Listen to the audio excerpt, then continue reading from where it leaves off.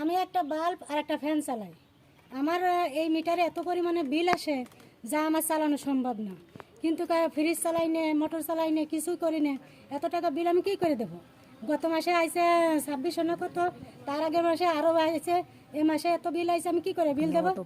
বলেন এই যে মিটার এখনো চলতেছে, এই যে মিটার এখনো চলতেছে, কারণ নেই কিছু নেই, মিটার খোলা, সেই খোলা মিটার এখনো চলতেছে। ড্রাইভার কিটা নেবে? আমার এই বিল দেবে কিটা? আমার তো দেওয়া সম্ভব না। দেখুন দর্শক, এই যে অটো পালসের মিটার গ্রাহক অসন্তুষ্টি হচ্ছে, আমাদের এর ড্রাইভার কিটা নেবে?